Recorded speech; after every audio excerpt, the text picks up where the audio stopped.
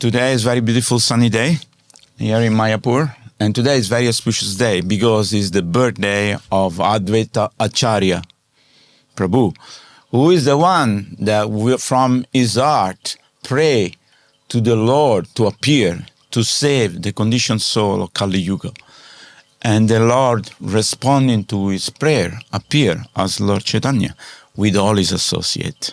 He's also incarnation of Mahavishnu, and he's a great personality. So today we are remembering that how is the power of the prayers of the Vaishnava, of the devotees, that sometimes they pray for the whole world, sometimes they pray for the family, and they are praying for all the people yet to come to receive. There is water there if you like to drink. But today we are very, very fortunate to have with us one senior disciple, Srila Prabhupada, which I have known from the very beginning of my Krishna consciousness. He was preaching to me in Calcutta when I was a new bhakta. And his name is Sarvabhavana Prabhu. And he's born in Calcutta on 19th of May 1947. He studied in Calcutta first, then he went to continue his study in university in Germany. And then he came back to Calcutta. He did his master's degree in philosophy, so and also comparative study of religion. So he saw first the devotee in 1969 in Hamburg, Germany. He speaks fluent Bengali, of course, because that's his mother tongue, but also Germany and English. He translated many of Srila Prabhupada books from Bengali to English, English to Bengali. No, only from Bengali to English. Bengali to English. So welcome, Sarvabhavana Prabhu, to Radio Mayapur. We are inspired to see you today. And just tell us a little bit about your life before you met the devotee, because you went into study and you went into doing a dream which many people had, or the father of the children had, in thinking that my son will become a very great scholar or very well positioned in society. But many of us who run away and become hippie, run away from home and are looking for something higher. But tell us a little bit about your family and Calcutta, your time when you were a child. What was your aspiration, etc.? Well, I come from a very normal, mediocre family. My father was a lawyer, and my mother initially was a housewife, but on the insistence of my father, she also went for higher studies, completed her PhD, and was then called by UNESCO to teach children from underprivileged homes, especially broken homes, in industrial areas in England. Wow. In a place called Durham. So that's just a little brief. My mother was also a Sanskrit scholar, which naturally helped her later on to serve Srila Prabhupada by editing the Bengali translation of Bhagavad Gita as it is. And the translation was done by Bhakti Charu Maharaj. Charu Maharaj, yes. And my mother edited it. Nice. And Srila Prabhupada was very appreciative, and he gave a permanent life membership. Wonderful. She didn't want any remuneration, nothing. She was just happy that her son had become a decent citizen. And so that's just a little background. I was a very playful child. I was very interested in sports, and I had no other hobbies or interests. And I was actually quite good in sports and in several disciplines. I played hockey, actually, in first division in Kolkata. I played cricket, I played football, and also table tennis and all things like that. My whole life was very much. But I was always interested in literature and philosophy. And so in college, I studied with English literature and world history, then came to Germany and did my university studies on visual communication. Thereafter, I went back because I didn't know what to do. And so I continued my studies in philosophy and completed my master's there. But I suppose when in retrospect, when I think about all these different turns and changes in my life, somehow I connected it with my being able to serve Srila Prabhupada's desires. For example, he wanted someone a preacher to preach in the university. Now, to preach in the university and actually have a chair, that means, an accredited course, you had to have at least a master's. So I had that, without knowing that this study of in the Calcutta University would later on then actually help in my preaching. And so I was quite, disinterested in studies. So when I completed my graduation in Kolkata, along with my good friend Bhaktivedanta Swami, we decided to see the world rather than continue our studies or get into a job. The two of us, we got together, and I was very much helped by my mother because she was there in England. So in those days, it was not possible to have easy access to foreign exchange. But since my mother was there, so she was sending me. She was willing to send me. I mean, in India, I didn't want to receive it. So anyhow, together we decided, let's go. Since 1968, we took a cargo ship from Bombay over the Gulf of Persian Gulf, and landed in Basra, Iraq. It's a port in Iraq. In those days, there was no conflict, no war, nothing. It was quite a peaceful kind of, places. These were all very peaceful, and we were very, very much welcomed because, Hindi films were very popular, yes. And so the Indians were quite welcome in Iraq and Syria and all these places that we visited. And so from Basra, we were doing auto stop, High checking. hitchhiking, yeah. Hitchhiking. This is the part of the way we hitchhiked, part of the way we took also buses, because this was very uncommon in these countries, anyone hitchhiking. So, and like in Baghdad, we stopped and stayed for many days actually. We got invited by different people. I mean, I don't want to go into details, there were quite a lot of adventurous things happening there. I just want to stop you for a second. Means you and Bhaktivedanta Maharaj knew each other before you became a devotee. We were very you were good friends. Means living in Calcutta, you were living nearby each other? Or? Yes, it's not so far away. It's not far away. So I understood properly.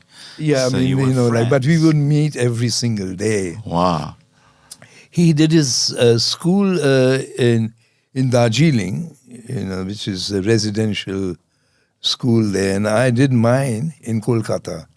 And through common friends, we came to know each other. Nice. And we immediately were very Bond. much attracted. Yes, and similar interests and similar things like that. Right. Yeah. So we knew each other, and that's why we planned to do this world tour. Experience. Yeah. You were very young at the time. You were. I was. That was 1968. Was 21. Yes, that's the time you want to go all out and experience and see the world. Study anymore. Yeah. Have a job or anything like that. You know, who wanted such a boring kind life? Of future? Just the thought of it was just, and so we just left. We left. Took a cargo ship. It's cheap and. Yeah, it was very exciting. I mean, we had some really interesting experiences. Met a lot of people, came into situations which were quite, in the beginning, quite even dangerous, I would say. Of course. So finally, we started in March, and by the time we were in Europe, we went through Greece, Turkey, Greece, Yugoslavia. In those days, it was still Yugoslavia. Yeah, it was one. It wasn't. Yeah, and the Yugoslavians were very nice, actually. I mean, anyhow, the Greeks are also. I mean, people were so friendly in those days, and they had no problem for food or shelter. We were always invited, like just an example, in Yugoslavia, I was standing in a petrol station. It was raining, it was terrible, it was cold, it was getting cold also at the time, in September. I was wondering what to do. It was evening, 4 or 5 hours I spent there. And I said, oh, this is going to be a tough night. And then suddenly a young guy comes along, and he said, hey, why don't you come to my house? And he just invited me, don't even know him from Adam. Things like that happened. It was a really wonderful experience. Finally, we reached Germany, which was just at the time, October. And it was cold. It was really cold. Very cold. Yeah. So any further traveling north was out of the question. So I suppose... And that was somehow some connection must have been there with Germany. I don't know. Yeah, must. That's all I can actually, how I can actually, try and adjust this whole issue of how I came to Germany and I actually settled down there. And I picked up the language very fast. Some previous connection? I don't know. Previous life? Otherwise, how you end up there? There must be some connection. Must be, yes. Oh, yeah. And because German language is also very difficult to learn. I'm Italian, I can learn French, Spanish very easily, but German because it's Latin-based languages, you learn very fast. Yeah. But actually German is Indo-German. Indo-German, yeah. Yes, it's a different, what do you call that, root. Yeah, so, and then also in Germany, I was welcome, met some students, and they invited me into their homes like that. And in those days, we didn't require any visa. For 3 months, they just allow you, and then you have to renew it. So then I thought, okay, since here is October, it was cold, it was just too cold. And I had lost quite a lot of weight on the way, because, not eating properly. Exactly. Weather, exactly. Yeah. So I decided, Bhakti Charu also, he had a cousin brother living in Hamburg. So we entered from Munich, from Austria, we came into Munich. And from there, we went straight to Hamburg because he had a place there, shelter. And I also got myself, I didn't want to burden his family. So, and my mother was sending me sufficient funds, so I was able to rent a place there. And I enrolled myself in the university. So I wouldn't have any problem with staying. I got a student's visa and all that. So that's how I stayed in Germany. And in 1969, I met my future wife in Hamburg. She was studying there, and so was I. And she was studying pedagogy, to be a teacher. Right. So the system in Germany is that you have to do, after a 5-year course, you have to do 2 years of practicum. Apprentice. Sorry? Apprentice. Apprentice.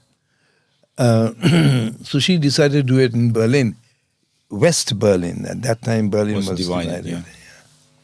So she went to Berlin, and I also followed her there. And I got myself also enrolled in the university in the arts college.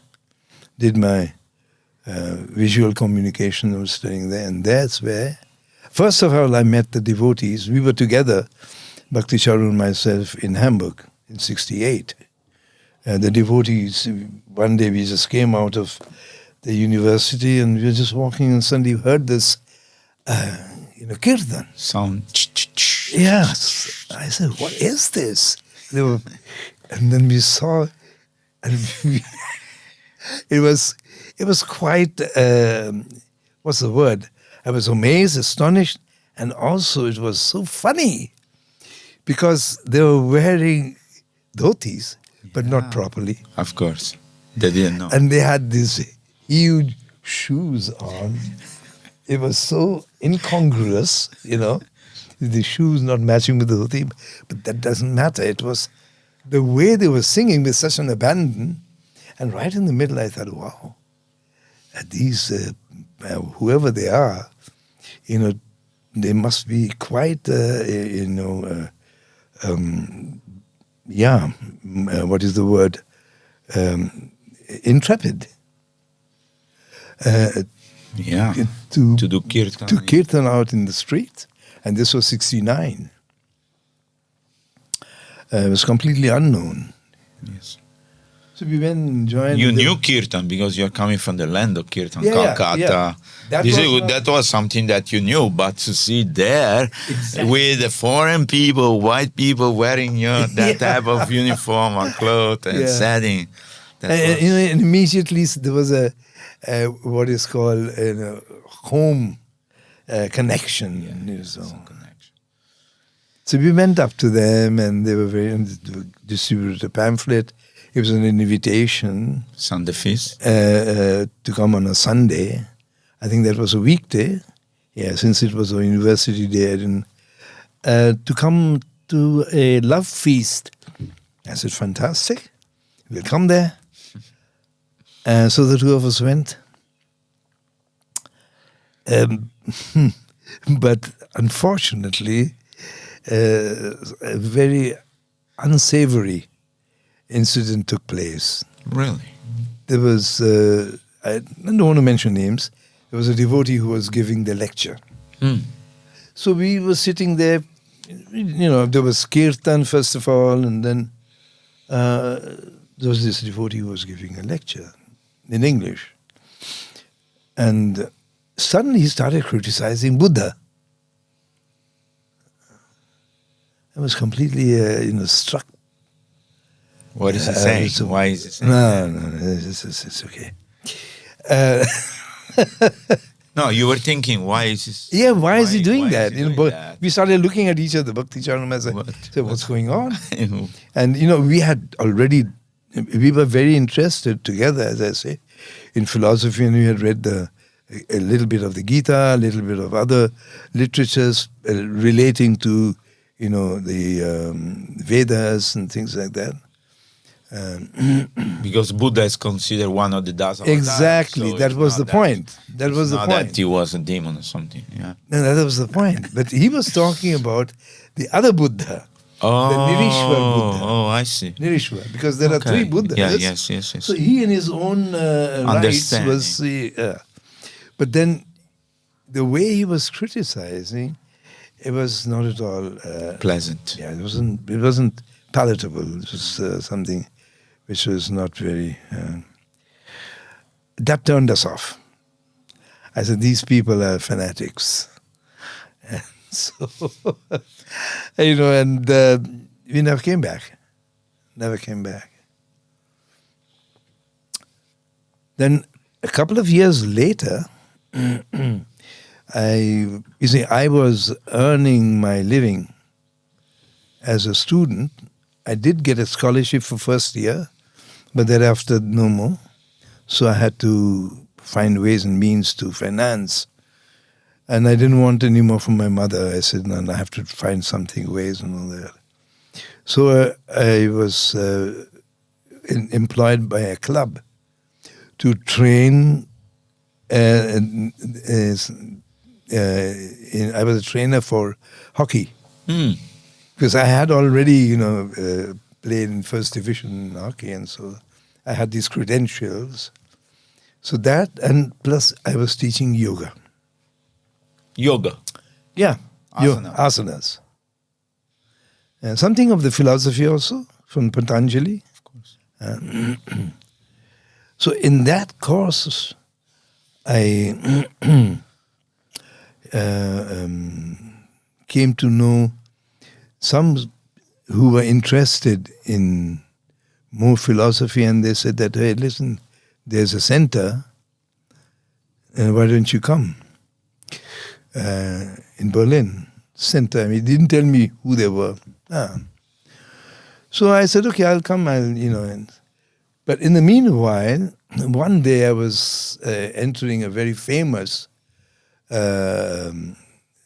shopping center in Berlin. It's a landmark. It's called KaDeWe. And right at the entrance was this girl, young girl, 18, 19, wearing a sari with tilak, and very serene kind of person with the face. And she was there. She saw me and she just came quickly and handed me a book. And I said, listen, wait, what is this? She said, no, you take this and this. I said, listen, I'm a student, I don't have any money. He said, no. You read it, you take it, and if you like, you give me a donation after. So I just opened it, and it was Prabhupada's Chaitanya in 5 features. Wow. Srila Prabhupada had just began with his translation of Chaitanya Charitamrita, and somehow or the other, as an introduction, he took out this book. It's a small book with 5 chapters of Adi Leela, describing the Panchatattva.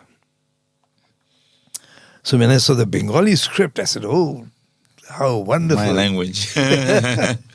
So I immediately took it and I said, well, look, I don't have the money. And she said, no problem. Very nice. Indira was her name. Nice girl. And so I was so excited and I started reading. And there, for the first time, in the purport, Srila Prabhupada was writing that one should chant the Hare Krishna Maha Mantra. I tell you, from the very next day I began chanting. Wow. It was like... Powerful message. Well, the thing is that, I mean, I don't know if I should say, but my personal realization is that it's not the first time that I've met Srila Prabhupada in this lifetime. Otherwise, the course my life took, and in the manner in which Srila Prabhupada reached out to me, for me it was obvious. Maybe I'm just speculating, maybe it's not. But, well, that's my personal perception. Perception, yeah. So immediately, otherwise, I mean, it was like Prabhupada was personally telling me, begin to chant now. You have not done it for a long time. Nice. And I began. Yeah. So that was like in 69. But and you were still in touch with Bhakti Charu Maharaj. Oh, yeah. So you told him about this book? Yeah, but then he had already, no, by the time I got this book, he had gone back to India. Oh. See, he was there for 3 years. He was. Wait a minute.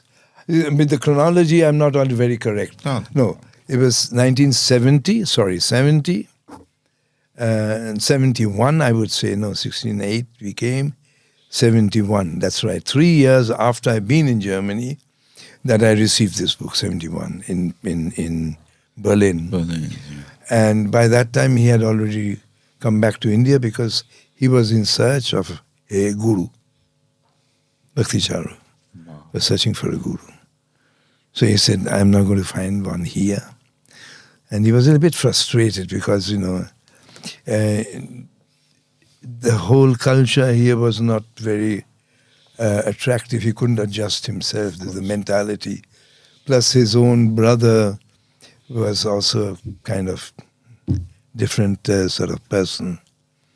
It didn't quite work out with him. Yes. So he was a little disappointed and frustrated, so he went back. So then I started seriously in 1971 is when I seriously started chanting regularly. And by the time I also, my wife to be, she finished her apprenticeship. And so we went back to Hamburg. And I also then accompanied her, and I got a job, I think. I started working, as well as studying in the university. And different kinds of odd jobs. In those days, a student could have what is called temporary jobs. Yes. They have a whole List of yeah, exactly. So that was no problem for me to get jobs, if you have a student's card and things like that. But I was also getting a little frustrated. I didn't see any reason. So then, finally, it came to a point where I was reading Srila Prabhupada's book. Then I got the next book that I got was Ishopanishad. After reading that, I said, no, this is my life. It was like a revelation. And I said, the course of my life will be now, somehow or the other, to continue in the spiritual life. I had absolutely no interest in things. And naturally, my mother was very disappointed. She sent us all the way. I spent so much money, make my son study, and now he become a sadhu. Yeah, I can understand that. So then I joined, near Frankfurt, the devotees had rented what do you call, like a fort, can you call it? A fort? Yes, a chalet. Chalet, exactly. Yes. Exactly a chalet. It's like a country house, No, much more than that. It was bigger. 3 stories high, 64 rooms. Wow. And beautiful balustrade and up the steps. And it was a fantastic place. And we were already about 100 devotees living there. Wow. That was like the central Headquarter. Yeah, Hansatuta was the... he was GBC. there. GBC, yeah. So you joined the temple in that time? then, my wife became pregnant. Ah, yes. And I said, wow, how can I bring up a child in this condition of... I said, no, let me just go and join the temple. Right. So with my pregnant wife, actually, in 74, I moved into this chateau. Chateau, yes. Yeah. And started living there. Then Abhi came to the world in 75. Abhimanyu. Yes, 75. Yes. And just then Srila Prabhupada had written to Hansadutta that he should arrange for 3 buses from Germany, big buses, Yes. to come to India so to preach here in India. These buses with books and deities and everything. Yeah. Go to the different villages. That was Prabhupada's plan. Now, I had done this stretch between India and Europe 3 times on land. So you knew the road. I knew it very well. Everything. So it was just obvious Naturally. that I should be one of the People. leaders to show it. So I took the opportunity. Nice. I said, meanwhile what happened was, we got initiated, but... Wait, step a little back. What was the first time you saw Srila Prabhupada? In Germany? No, this is the point. Okay, you tell us. Because that's a very important point. That's an important point, Yeah. And that's actually the reason and motivation to go away from Europe, from Germany at least. What happened was that 75, Prabhupada was supposed to come to Germany. And so the devotees put out posters of Srila Prabhupada. Beautiful posters, Prabhupada standing with his sannyas danda. Very, very peaceful kind of, slight smile on his face. Very nice picture of Srila Prabhupada. And the caption was, Der Führer kommt. The Führer has come. Oh my goodness. That word they use? Yeah. Oh God. What is the translation of Führer? Führer was the title given to Hitler, yes. But what means Führer? The capo di tutti i capi. Führer means leader. The leader, okay. Yeah, I mean, just, Just a general word. Yeah, the general leader. Okay, the leader. But in that Germany. context, der means the Führer, the leader. The leader. Absolutely. So that has a different connotation. Of course. So when, one day, the whole, the police force, they come and they sort of started looking everywhere, searching everywhere, like a police razzia. Yeah. What's going on?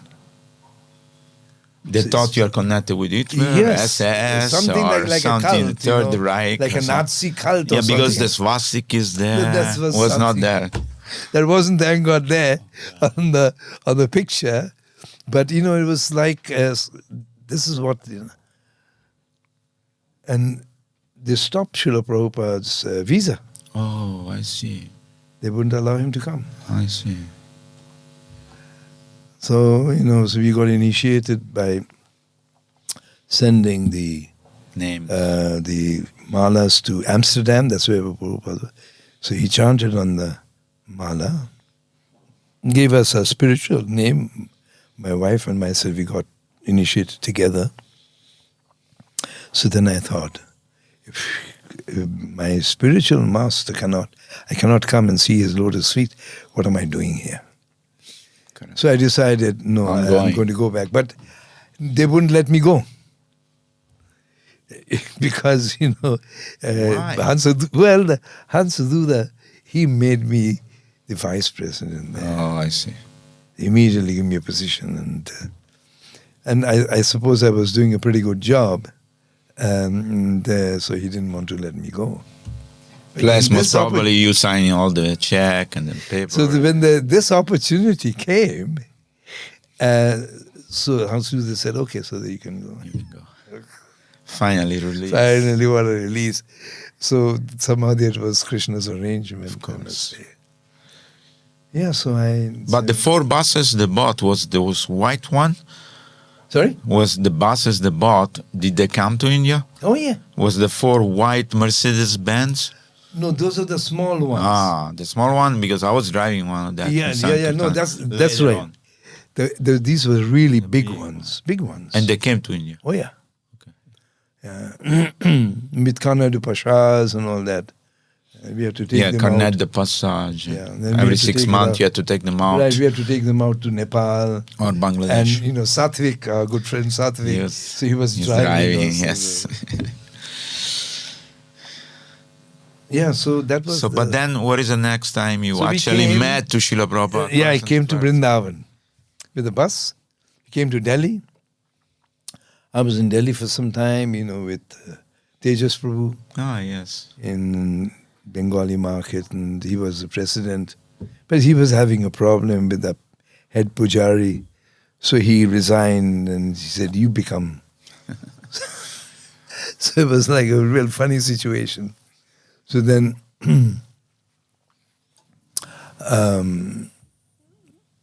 I heard that Prabhupada was coming.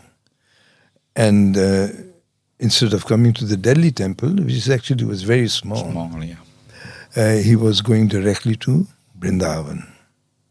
So immediately he said, "Let me go on Vrindavan, I'm not going to stay." So actually it was in Vrindavan that I first saw Prabhupada, and it was an ecstatic darshan. It was just such a memorable experience, and not just because it was the first time, but it was, the whole experience was somehow or the other was completely, taking place, at least to my perception, in a different spiritual dimension. But also we should say that Prabhupada came back successful from his preaching mission of the world, and he brought the white elephant, the Western people back. And he had That, of all course, success. Krishna opened all the door for him and said, "Okay, do it.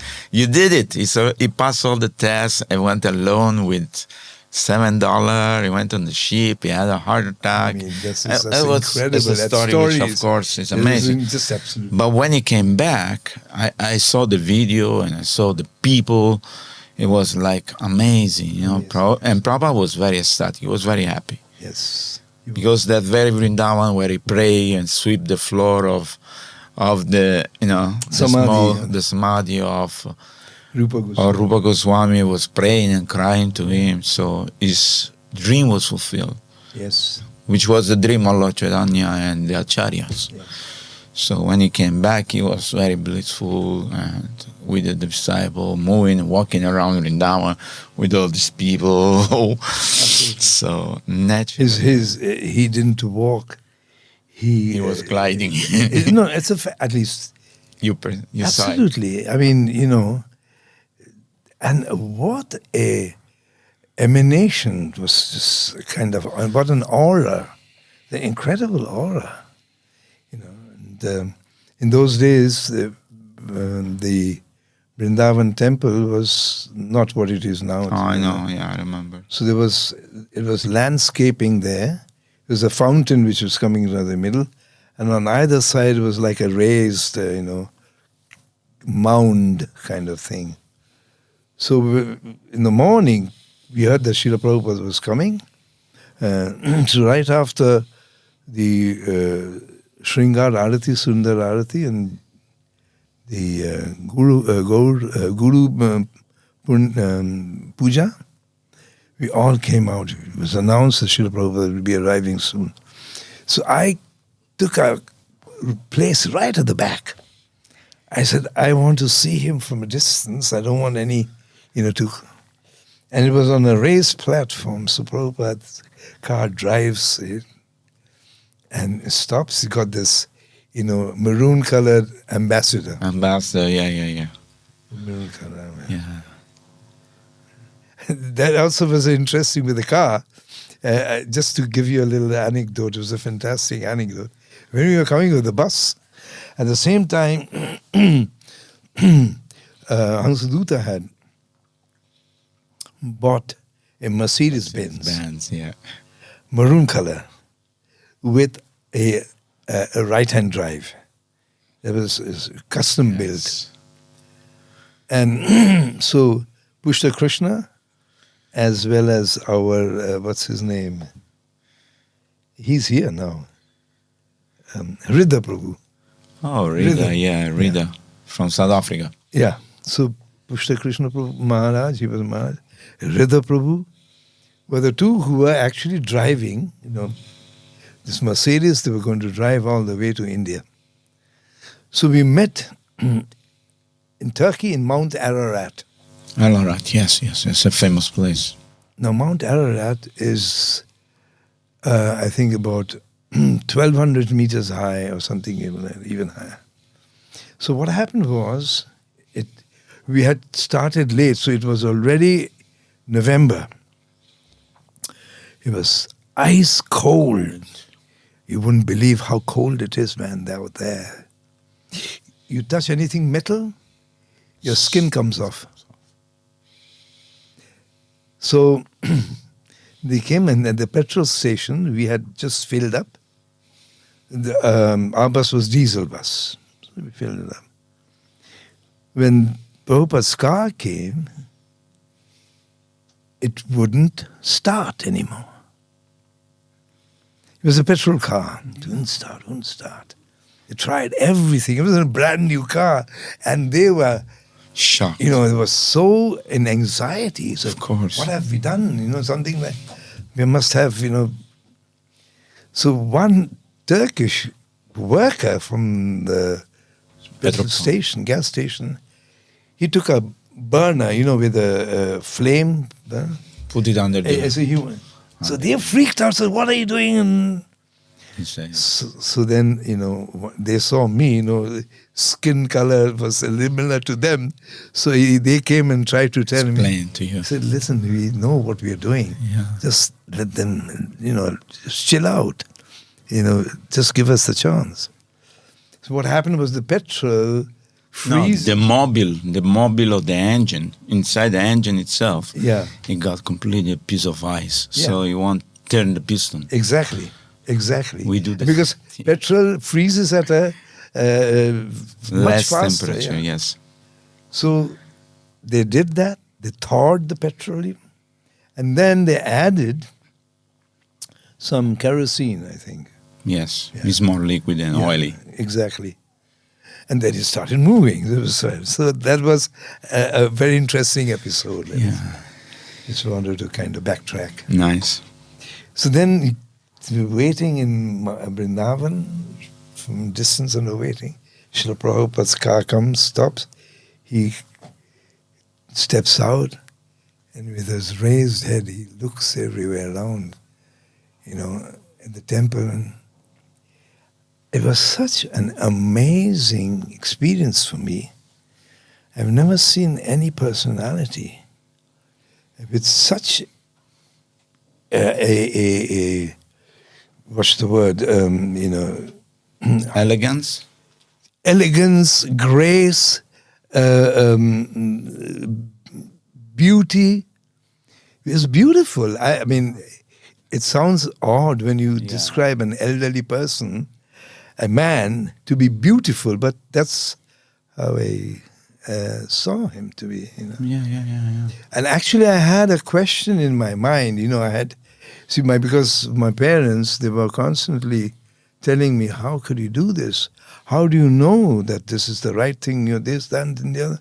So I started even questioning whether this decision to give up everything. I had a family, my son was there. How am I going to maintain the family? And all these sort of questions sort of coming up. What's the future? Yeah. Will ISKCON be there also in the future or not? These were the early days. Of course. So when I said, I'm going to ask Srila Prabhupada, everything that you've written in the book, is it true?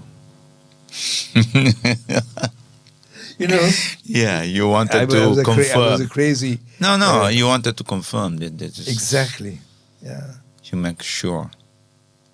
So then, when I saw him, started moving, it was like he was just, sort of, what do you call gliding. Yeah, gliding. I said, you fool, you don't need to answer anymore, ask anymore. it's confirmed. It's confirmed. Paramatma in your heart. Yes, it's confirmed. So such a ecstatic moment for me. It just completely changed my whole perception of life, everything, Just by seeing him. Yes. Amazing. Yeah. And then you met him personally also. Yeah. Later on, a few days? And it's just Same day. next day or few days I was,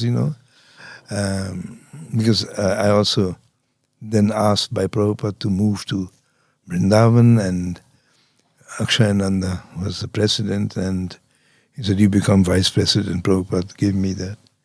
Said, and you train the new devotees. And then also he gave me under his instruction, I started the Govindas in Vrindavan. The restaurant. Yeah. And in the first meeting, Srila Prabhupada said, 1 minute. You were speaking to you Bengali or in English? In English. Oh, okay. In English. Because sometimes maybe he was also... No, sometimes he spoke, but Srila Prabhupada was aware of the audience, Exactly. other people. He didn't want to discriminate just because he knew your language. Exactly. This is such a... He was transparent. Sorry? He was transparent. Absolutely. Was not hiding anything. No. Yeah. Exactly. Most of the time, sometimes he spoke Bengali, but most of the time, he spoke English. So,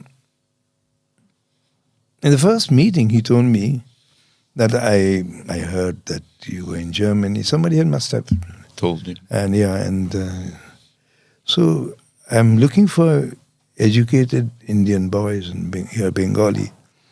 So you translate my books. First meeting. From the first. So then I was so ashamed of myself because my Bengali was not that good. But still you study so many... No, that may be, of course. But your English was... Yeah, my English. You see, I was always very good in English. I did English literature.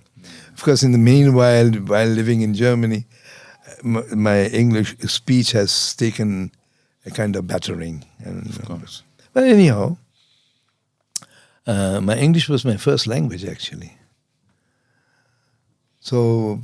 Which book you translated of Srila Prabhupada? It's called the Renunciation Through Wisdom. That was the first book I translated. Okay. It is a compilation of Prabhupada's essays between 1952 and 1956, where he was the subscribing editor to the monthly spiritual magazine being printed by the Gaudiya Math from Bhakti Pragyan Keshav Goswami Maharaj.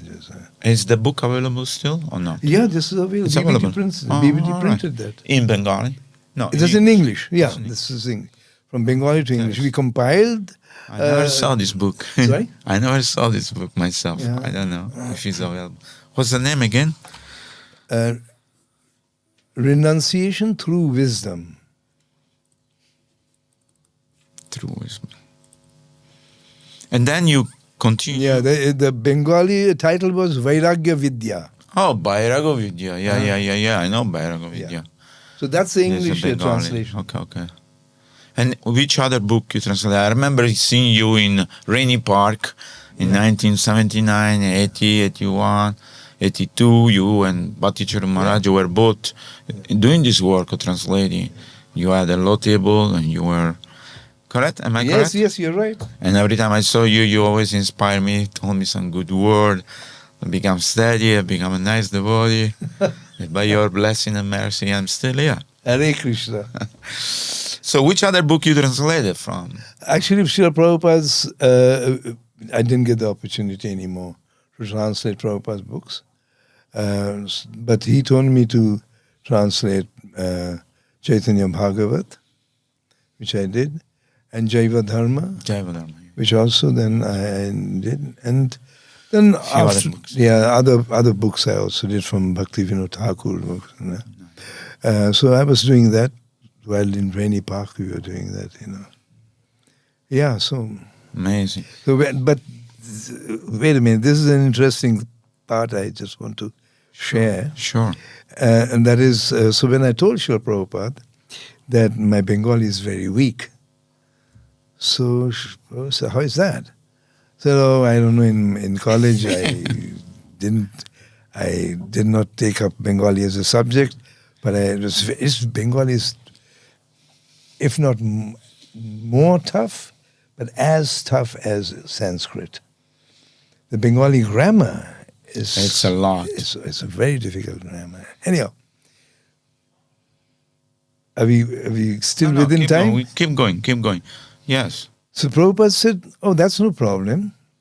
You read my Chaitanya Charitamrita, and you'll learn Bengali soon." And believe it or not, I actually became proficient in Bengali just by reading Prabhupada's Chaitanya Charitamrita. Amazing. It's amazing. It's absolutely. So it's what I see is this is Kripa. Of course. This is what this Kripa is. Yeah. That just because Srila Prabhupada desired I learned the language properly, it just happened. Yeah.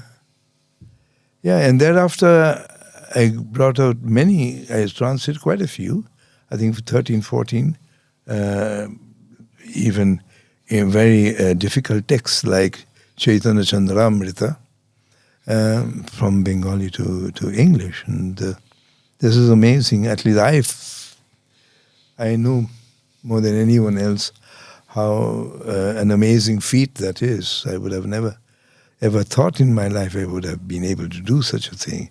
So this is Prabhupada's mercy. Yeah. Yes.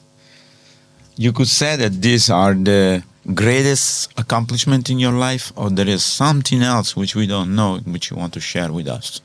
Because, every man, as we become old, we look in retrospect and we start to see how all these different passages in our life lead us to this, what we are today, and what the spiritual master want, what our desire fulfill, and Krishna guiding us to become devotee of the Lord. Am I correct? Yes. So, but tell us what you feel was the greatest achievement in your life. Well, I don't know what the greatest achievement, in the sense that I think that I'm still in the shade of Prabhupada's lotus feet. Of course. I think that is the greatest achievement. And that Maya was not able, at least so far, not able to take me away from that position. Nice. And, I feel a lot of confidence that Srila Prabhupada is sheltering me. Otherwise, I would not have been able to make it, that's definitely... Yeah. But tell us a message to our audience. What will make us fix at the lotus feet of Srila Prabhupada, like you, because we didn't see Srila Prabhupada. Many people who are hearing today's podcast, who are youth, who are coming to this movement, they're never seen. But of course, we are reading Srila Prabhupada book. Of course, Srila Prabhupada is the Jagat Guru, and he's the Shishya Guru for all of us. And we all feel connection, even though we have not seen him. Yeah. But tell us how we can become more fixed, how we can become more attached, Well, so that Maya will not take us away also.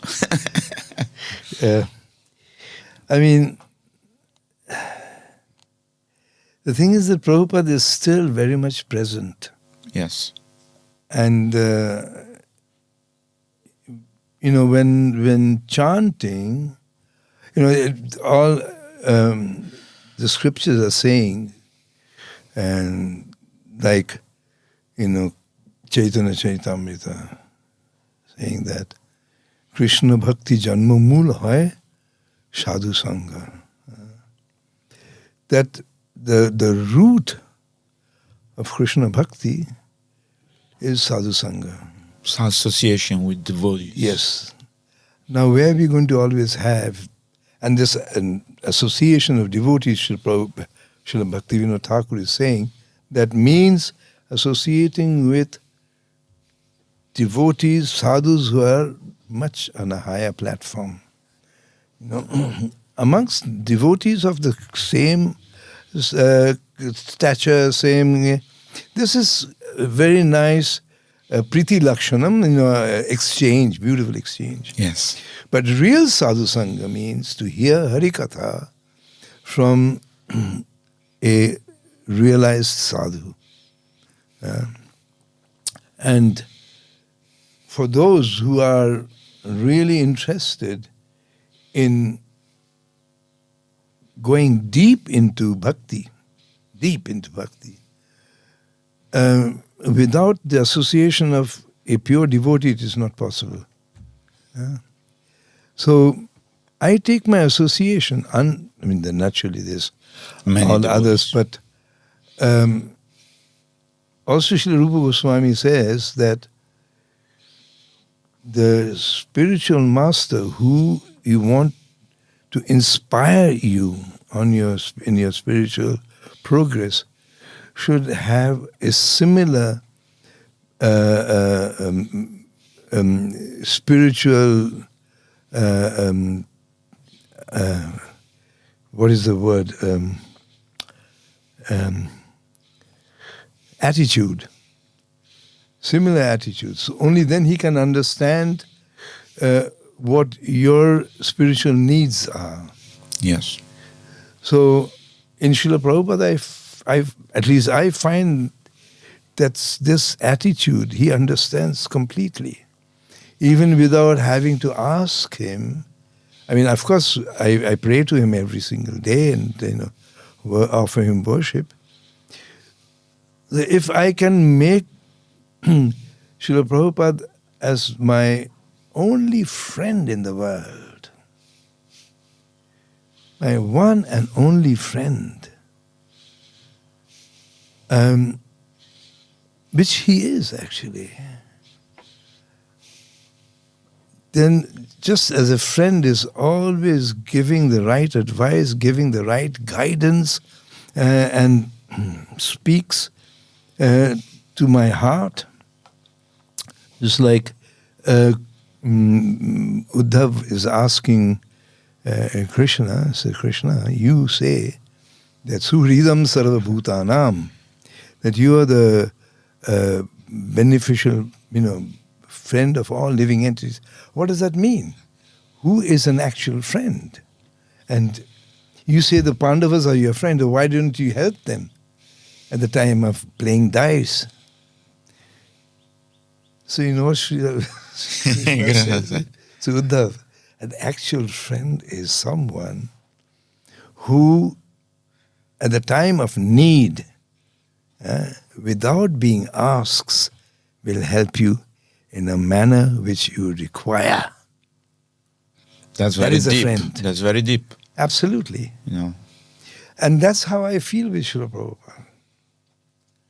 Whenever there was this crisis in my spiritual life, crisis in my life, Srila Prabhupada just gave me the solution. Give you that. He just gave me that strength, that guidance that I needed to carry on. Yeah. So my advice would be, Srila Prabhupada is waiting for anyone who wants to be his friend. Sure. That's a beautiful advice. And of course, this is not, as you were saying before, it's not exclusive. It's not like he's only mine. It's not avoiding all the other people. No, but that is what is mamata. Mamata, yes, of course. That also comes with Krishna. He's my only friend. Not that I'm his only friend. That's not. No, yes, that's different. That's different. Yes, but he is my only friend. Yes. Wonderful. So I'd like to thank you very much. I would like to ask you a last question, which is I ask all my people I do the podcast is what sloka you keep in your heart all the time, whether it's from Chaitanya Charitamrita, Bhagavad Gita, or Bhagavatam? What is that sloga which remaining within you all the time, and you remember it and you get inspired all the time? Well, If you actually, like to to share. tell you very honestly, I try to remember the name of Gaur Nitai. Gauranga. Nitai Gauranga, Nitai Gaur. That is, and not just remember the name, I've come to the point to think that by remembering, I should be calling them to come and place their lotus feet in my heart. So it's not really the shloka, rather than the name of Name and the personality yes. comes along with that. Jai Gaura Chandra ki. Srila Prabhupada ki, Jai. Ananta Koti Vaishnava ki, Gaur Nitai ki. Thank you, Sarvabhavana Prabhu. It's been a great pleasure talking to you today. I'm sure that all the devotees from all over the world will be inspired to hear you. I'm sure in the future we'll have opportunity you can share more with us. Thank you once again. Hare Krishna. Thank you for the opportunity. Great pleasure.